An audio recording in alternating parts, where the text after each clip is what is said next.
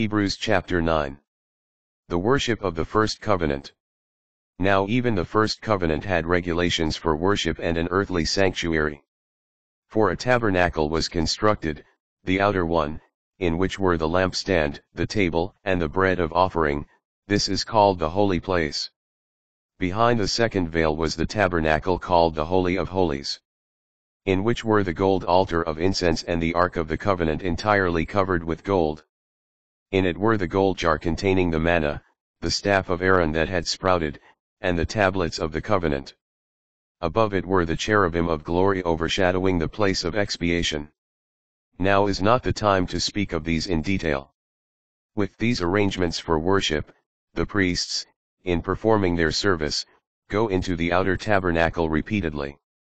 But the high priest alone goes into the inner one once a year, not without blood * that he offers for himself and for the sins of the people. In this way the Holy Spirit shows that the way into the sanctuary had not yet been revealed while the outer tabernacle still had its place. This is a symbol of the present time, in which gifts and sacrifices are offered that cannot perfect the worshipper in conscience, but only in matters of food and drink and various ritual washings, regulations concerning the flesh, imposed until the time of the new order. Sacrifice of Jesus. But when Christ came as high priest of the good things that have come to be, passing through the greater and more perfect tabernacle not made by hands, that is, not belonging to this creation, he entered once for all into the sanctuary, not with the blood of goats and calves but with his own blood, thus obtaining eternal redemption.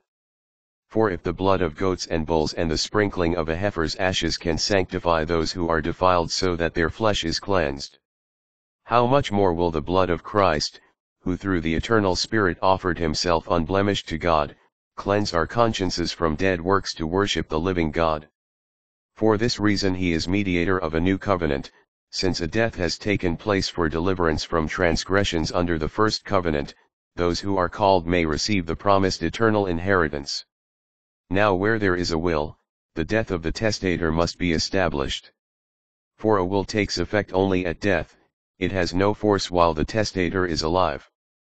Thus not even the first covenant was inaugurated without blood. When every commandment had been proclaimed by Moses to all the people according to the law, he took the blood of calves and goats, together with water and crimson wool and hyssop, and sprinkled both the book itself and all the people, saying, "This is the blood of the covenant which God has enjoined upon you." In the same way, he sprinkled also the tabernacle and all the vessels of worship with blood. According to the law almost everything is purified by blood, and without the shedding of blood there is no forgiveness. Therefore, it was necessary for the copies of the heavenly things to be purified by these rites, but the heavenly things themselves by better sacrifices than these. For Christ did not enter into a sanctuary made by hands, a copy of the true one, but heaven itself, that he might now appear before God on our behalf. Not that he might offer himself repeatedly, as the high priest enters each year into the sanctuary with blood that is not his own.